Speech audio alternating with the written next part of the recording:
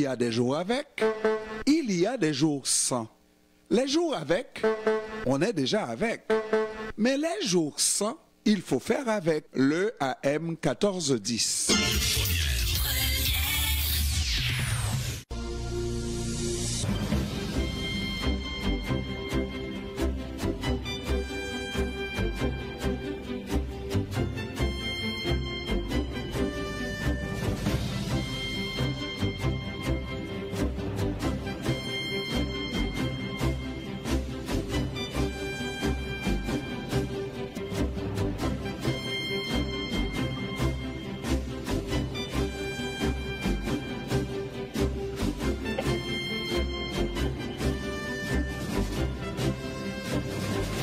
Quel ami fidèle et tendre nous avons en Jésus-Christ, en Jean-Emmanuel. Oui, mais en disant Emmanuel, tu dis Jésus-Christ. Oui, c'est comme, hein? Ça s'appelle un pléonasme. Oui. L'autre dirait, le pléonasme ici est voulu. C'est pas faute nous, Pierre-Emmanuel. Ah non, non, ah, non. C'est pas faute moi, c'est pas faute moi. Ne dis pas le reste. Jean-Emmanuel Pierre, comment ça va, mon cher? Ça va bien, Jean-Ernest Pierre, et toi-même? Oui, mais puisque la vie est belle, elle est belle, Jean-Emmanuel. Ce qui est belle là-dedans, là, Jean-Emmanuel, cet après-midi... C'est qu'il fait beau, c'est qu'il fait chaud. Ah, mais cet après-midi, j'ai appelé qui tu sais pour lui dire... Définitivement, elle peut garder les victoires pour Haïti, pas vrai? Parce que... Les 40 degrés. Les 40 degrés, là, on n'en veut pas ici, OK? C'était pas notre objectif. C'était vraiment pas... Nous, on veut des petits 32, 33, maximum 33. 35, là, ça commence à être pas mal exagéré parce que on n'est pas à 35, Jean-Emmanuel, mais ce que j'ai vu, là... Dans une voiture qui était fermée, les vitres vraiment fermées, closes et toutes... tu comprends ce que je veux dire, là? De bas en haut, et tu rentres dans ça, là, l'air conditionné prend du temps à rentrer, mais tu es dans un four crématoire. Tu fris. Ouais. Tu entends même les petits... Bon, alors là... Littéralement, tuer. Alors, le tuer n'est pas loin. Alors, Jean-Emmanuel, cette actualité en Haïti, hein? Bon, l'actualité en Haïti, c'est d'abord, on suit l'évolution de la situation à Carrefour. Une autre journée de tension, la population est toujours mobilisée. Il y a un individu qui a un des bandits qui a été lynché aujourd'hui.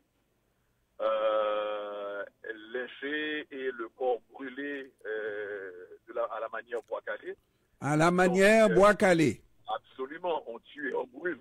Ouais. Donc, c'est l'événement à Carrefour où la population, des dizaines, des centaines de personnes sont encore tout autour. La mobilisation hier soir, d'après les informations que j'ai eues de Carrefour, les gens n'ont pratiquement pas dormi. Il y a eu une mobilisation de tous les instants dans tous les quartiers.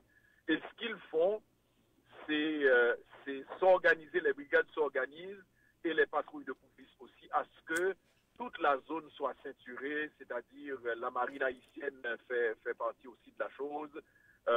C'est le bord de mer d'Iso, c'est contrôler le bord de mer d'Iso, c'est contrôler la route des rails et c'est contrôler aussi dans les hauteurs de Carrefour. Il y a quelque chose qui est en train de s'organiser, comme nous disons.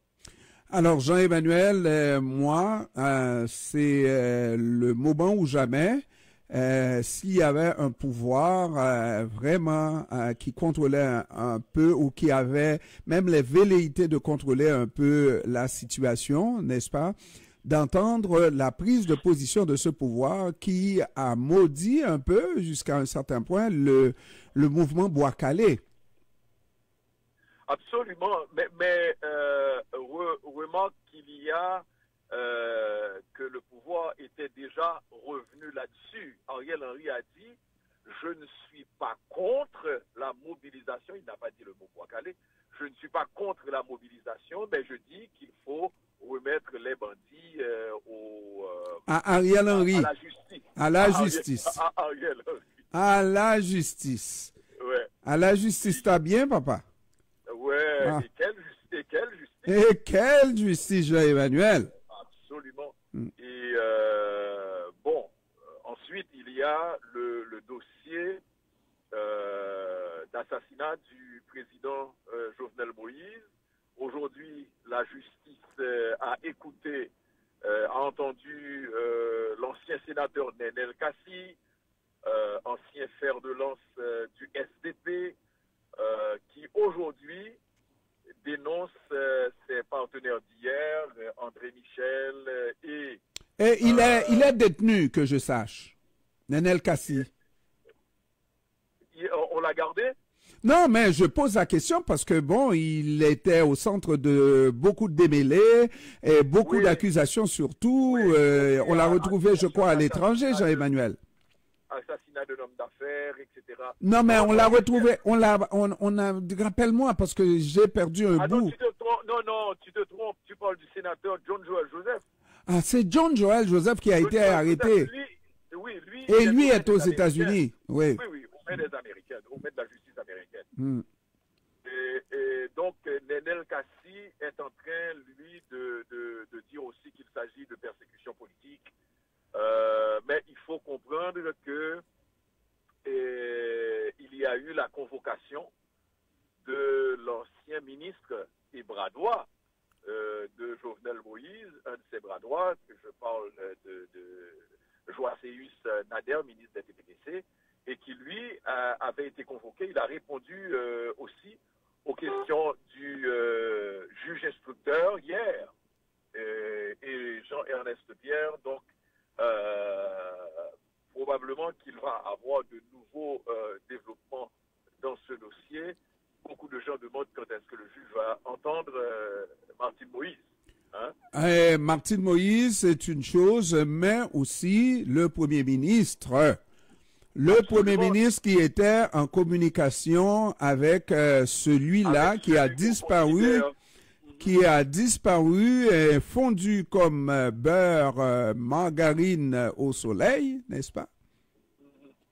Et ce Premier ministre qui, lui, a pris sur lui de renvoyer le juge d'instruction qui a osé le convoquer à venir présenter, à venir dire à la justice qu'il savait de l'assassinat du président Jovenel Moïse.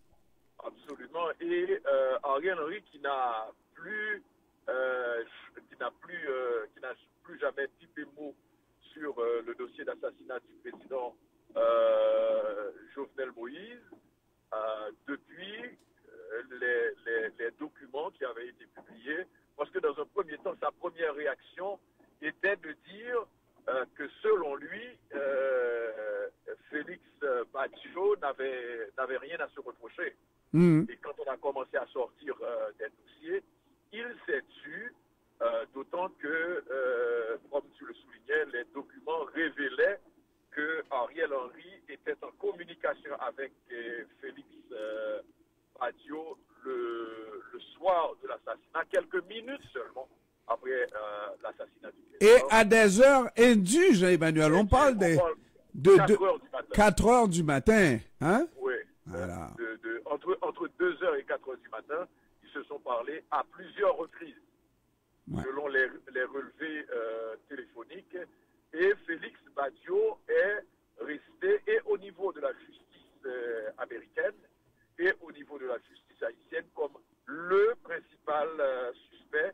Les témoignages qu'on a obtenus jusqu'à présent de la part des mercenaires colombiens concordent une fois de plus sur le rôle qu'aurait joué Félix Badiou, Joseph Félix Badiou, dans cet assassinat. Alors, Jean-Emmanuel, il n'y a pas longtemps, Félix Joseph Badiou était présent dans les médias en ce qu'il envoyait même des mises en demeure à des gens qui osaient citer son nom parce qu'il était représenté théoriquement par un avocat, mais on ne l'a jamais vu. Par contre, on sait que son ombre planait sur Port-au-Prince et suit mon regard pas loin du bureau ou en tout le moins de la résidence du Premier ministre. J'allais dire de la résidence des informations, laisse croire que Félix Badiou aurait même rendu visite, enfin quand je dis il n'y a pas très longtemps, il y a seulement quelques mois, parce que mine de rien, ça va faire 2 ans depuis que le président Jovenel Moïse a été assassiné, et on dit que Félix Badiou aurait été reçu par le Premier ministre à plusieurs reprises depuis cet événement, alors qu'il était activement, entre guillemets, recherché. Tu as parlé de Félix Badiou et de la réaction de ses avocats, mais il faut dire que 2 fois plutôt qu'une, il a fait des sorties aussi sur les médias sociaux avec des enregistrements qui ont circulé, où Félix Badiou jurait ses grands dieux n'avoir absolument rien à voir avec l'assassinat du président Jovenel Moïse. Et dans l'un de ces enregistrements, il laissait la porte ouverte sur un possible témoignage par devant la justice. Évidemment, il n'en fut pas cas, il n'en est toujours pas cas, et je ne pense pas qu'il sera cas à un certain moment. Ça dépend dans quel cas où il se trouve là. C'est ça. Parce le cas de figure. Le cas de figure où le Premier ministre actuel de facto contrôle encore l'appareil de l'État, incluant l'appareil de justice, eh ben, il pourra toujours. Oui, absolument. Et sera acquitté sans aucun doute. C'est ce que j'allais dire. Ce serait l'occasion pour lui de désigner des gens dans cet assassinat. Et je présume qu'il ne raterait pas l'occasion de citer des noms très en vue parce que, justement, Félix Badiou... Non, mais tu comprends que dans une apparence de justice, il se présentera pour dire qu'il ne sait absolument rien et il sera acquitté. Et ça sera à la demande de son protecteur, n'est-ce pas? Il s'agit du Premier ministre de facto. Et donc, à ce moment-là, il n'y aura rien. Sauf que ce n'est qu'en apparence que le Premier ministre contrôle tout le système politique, le système de justice, parce qu'il y a les Américains qui ne sont jamais très loin, surtout relativement à ce dossier de Jovenel Moïse. Il y a un volet du dossier de Jovenel Moïse qui se joue aux États-Unis. Et il peut y avoir coïncidence. Il peut y avoir un acteur, s'il ose sortir de son guêpier, Jean-Emmanuel, et se montrer, il risque de se faire prendre par la vraie justice américaine. Et alors là, à ce moment-là, le Premier ministre de facto ne pourra absolument rien pour lui, ne pourra absolument rien pour lui-même, aussi Premier ministre de facto. Savoir que ce qui sera dit là, il n'en aura pas le contrôle, etc., etc. Et si on veut éviter ça, Joseph Félix Badiou... Et c'est pour ça l'exclamation que tu aimes tant, dans ce cas-là, tu dis procès Badiou ou... Ouf! Il n'y en aura pas, et c'est... Et c'est aussi le procès de Ariel Henry. Et c'est dommage, parce que ça augure d'autres choses, Jean-Emmanuel. Ça augure le fait que Ariel Henry va tout faire pour éviter que les gens qui vont prendre le pouvoir aux élections 2024, j'imagine qu'il va y en avoir, n'est-ce pas, soient dans ces poche. Il a besoin de cette garantie-là et ça s'appelle une garantie prolongée. C'est ça. Et je partage absolument ton point de vue là-dessus. Parce que, ne serait-ce que pour pour éclaircir et blanchir Ariel Henry, le terme est peut-être impropre, de ces accusations, il faudra qu'à un moment donné, Ariel Henry réponde des questions de la justice. Ouais. Il le faudra. Parce que tu ne peux pas avoir un personnage aussi important et qui, dans un contexte politique qui s'y prête, mais tout à fait, parce que c'est celui qui a été nommé par le président quelques jours avant et sous pression apparemment d'un parrain qui était devenu comme un ennemi politique. Le président est assassiné. Ariel Henry devient roi Ariel quelques jours après. Il y a de toute façon la question essentielle de savoir à qui profite le crime. Et certainement, on voit le premier profiteur, c'est Ariel Henry qui est devenu, comme tu l'as dit, roi, reine et pape et tout ce qu'on veut.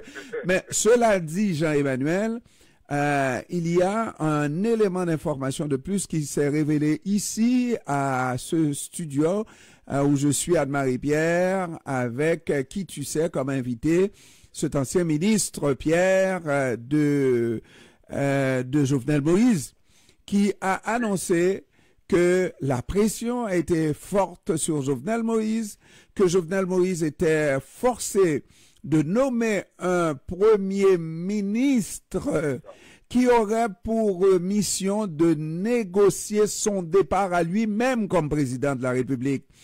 Et quand quelqu'un te dit ça, tu te dis, il fou, il rêve, démissionner, ouf. Non. Alors Jovenel Moïse n'a pas eu la capacité de dire démissionner, es-tu fou? Non. Au contraire, il a nommé celui-là même qui devrait négocier son départ. Et l'histoire ne le dit pas, mais je pense que l'histoire a fini par l'établir. Le départ dont il était question, c'était un départ définitif pour le pays des sans-chapeaux. Et ce premier ministre-là, c'est Ariel Henry. Quand tu as toutes ces preuves, on dit en droit des preuves circonstancielles, Jean-Emmanuel. Pas des preuves directes, ça là. Preuves circonstancielles.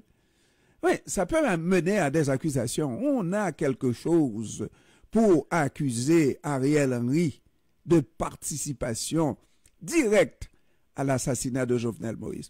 Alors nous, on ne fera pas comme la plupart des médias, Jean-Emmanuel. Je vois qu'il reste encore, il reste encore quelques minutes. Bonne minute, Jean-Emmanuel. Non, on ne fera pas comme la plupart des médias. Angéliser Jovenel Moïse. Jovenel Moïse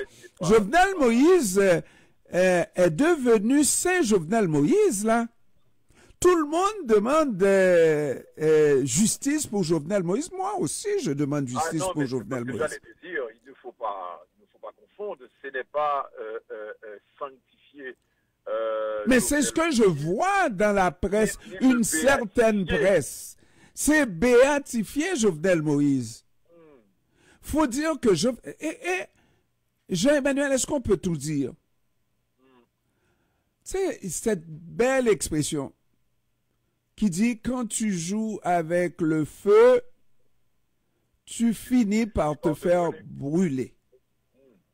Jovenel Moïse a joué avec la violence. J'exige qu'il y ait justice pour Jovenel Moïse, là. Mais il a joué avec la violence dans un cas en particulier, Maître, comment il s'appelle? Ah, le bâtonnier de l'ordre des avocats? Ouais, Montferrier d'Orval. Montferrier d'Orval a été assassiné à la suite de déclarations, savoir pour les élections, etc. Et surtout la question de toucher à la Constitution dans les circonstances, etc., etc. Il est mort. Mais plus, quelques jours après, Jovenel Moïse va révéler que 5 minutes après l'assassinat de Maître Montferrier d'Orval, il avait les photos de l'assassinat, tout chaud encore, avait les photos qui lui avaient été refilées par son épouse Martine Moïse. Pas refilé, sa femme est venue lui montrer les images. Bon. Alors, ça dit quoi? Mais plus encore, après tout ça, ben on va avoir toutes les tactiques politiciennes, n'est-ce pas, et toutes ces manœuvres pour empêcher qu'il y ait une suite à cet assassinat. Alors, c'est beaucoup de violence, là. C'est beaucoup de violence. Il faut demander, il faut qu'on arrête cette violence-là. Moi, je dis que Haïti est un pays vraiment, là, très violent. Alors, on va dire vite, parce que nous sommes juste entre nous, pas vrai? La violence a toujours existé en Haïti. Faut arrêter cette violence, mais faut pas faire semblant, justice pour Jovenel Moïse, mais pas pour un autre, là. Il faut faire la lumière sur tous ces assassinats, incluant l'assassinat de Jovenel Moïse. C'est un président qui a été assassiné au pouvoir, mais c'est un bâtonnier aussi qui a été assassiné lâchement, n'est-ce pas? Moi, je déplore ces gens qui parlent de Jovenel Moïse comme s'il s'agissait de Saint Jovenel Moïse. Bon, mais tu ne peux pas t'empêcher d'avoir des gens, des fidèles, des fanatiques. Non, Jean-Emmanuel, je m'excuse là. Je m'excuse. Il y a beaucoup de saupoudrage qui se fait aussi là. Faut faire attention là. Faut pas jouer à l'angélisme non plus, hein? On paye beaucoup. Il y a beaucoup d'argent qui sont distribués, Jean-Emmanuel, pour faire de Jovenel Moïse un saint homme. Est-ce que tu le sais? Je pense. Ah bon. Je pense, mais en même temps, je crois qu'il y avait des gens qui étaient des fanatiques de Jovenel Moïse. Et moi, je te dis, il y a des gens qui m'ont coupé le salut, et Dieu seul sait à quel point. Tu vois, je ne suis pas toujours équilibriste. Dieu seul sait à quel point je trouve toujours de l'équilibre dans tout ce que je présente. Mais il y a des gens, quand je dis que couper le salut, c'est-à-dire, j'exagère à peine, mais qui... c'est pas le salut fraternel, chaleureux. C'est un salut comme ça, du bout des lèvres. C'est ça. Comme c'est sur le ton que tu dis, comme ça. Tu vois. Et c'est, moi je dis, ce qui est belle là-dedans, dans ces circonstances, Jean-Ernest, c'est que moi, ça me renforce dans le travail que nous faisons, c'est-à-dire ne pas autant, parce que les gens doivent se rappeler qu'à un certain moment, je mettais de l'eau dans le vin jovenélien de Jean-Ernest Pierre. Voilà. Moi-même, et je l'avoue, tout comme je l'ai fait pour Michel Martelly, quand tu vois quelque chose que tu aimes ton pays, que tu entends l'autre faire la bonne démarche en apparence, mais tu dis, en attendant l'épreuve, tu donnes le bénéfice du doute à la personne. Moi, c'est comme ça. J'ai vu Martelly, avec son gouvernement, essayer de relancer le tourisme en Haïti. J'ai dit, j'appuie, on verra par la suite. Par la suite, on a vu que Martelly, bon, son gouvernement, en tout cas la ministre, a réussi quelque chose et on a applaudi, on a compris qu'il existe encore un potentiel touristique en Haïti qui peut faire l'envie pas mal de la République dominicaine, pas mal d'autres pays de la région. Jamaïque, c'est de la petite bière à côté d'Haïti. Honnêtement, là. J'ai visité les deux. J'ai visité la République dominicaine. Je visite Cuba. Nous battons Cuba à cause de sa nourriture qui ne veut absolument rien dire, Jean-Emmanuel. Hein? Ah oui. Et puis la côte des Arcadins. Je ne sais pas ce qu'il en est depuis les incursions de ces bandits. De ces bandits. Bon. Voilà. Et la côte des Arcadins, c'était... magnifique. Cela dit... Quand on parle de sable blanc, tu as du sable blanc. Moi, j'ai comparé République dominicaine et Haïti, la mer, là. Je te dis, c'est pas du chauvinisme, Jean-Emmanuel.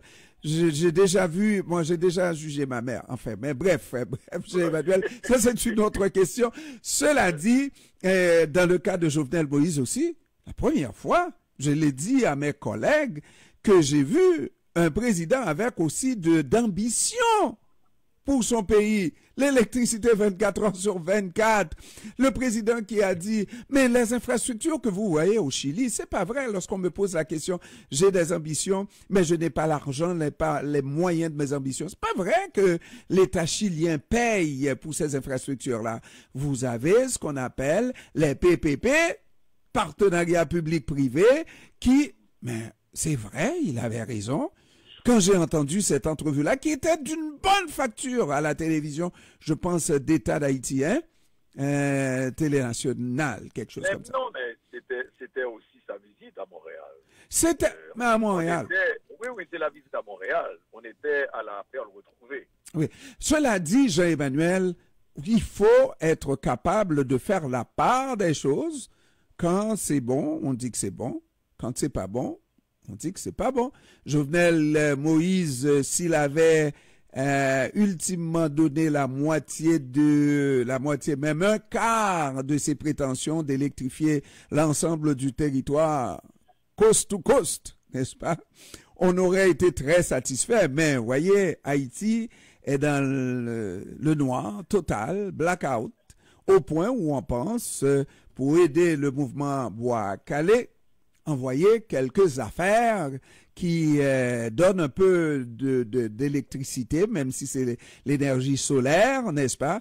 Mais ça empêche à des bandits de se frayer un chemin et de revenir aller narguer, emmerder le monde, n'est-ce pas? Bon. Absolument. Bon. Alors, oui. Pour revenir à ça et à la dynamique Bois-Calais, il faut souligner Jean-Ernest, parce que je viens de recevoir un petit message. Apparemment, les choses se sont corsées, la tension est encore plus vive. Dans quel sens ça va aller? Rendez-vous à 20h. Rendez-vous à 20h en espérant que ça va aller du bon côté, du côté du peuple, Jean-Emmanuel. Jean-Emmanuel Pierre, journaliste, politologue, directeur des Nouvelles d'Haïti, mon pneu de secours. Faut le dire, Jean-Emmanuel, n'est-ce pas? Alors, merci, on l'écoute tous les soirs à 20h. C'est le chef d'antenne de Regard, mesdames, messieurs, qui est le bulletin. Les gens ne comprennent toujours. Voilà. Le bulletin tombé, qui est la tombée des Nouvelles d'Haïti, n'est-ce pas? C'est là où on a la nouveauté, les toutes dernières, à 20h. La fraîcheur. La fraîcheur. Mais tu n'es pas la fraîcheur, Jean-Emmanuel? À tout à l'heure. La fraîcheur. Non.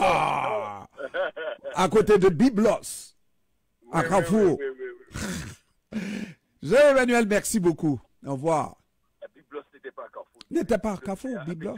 Non, c'était à Pétionville. À Pétionville. Mais à Carrefour, la maison canadienne à Carrefour, c'est quoi ça? Et la maison canadienne. Ah non, tu parles de l'auberge. L'auberge du Québec. L'auberge du Québec, ouais.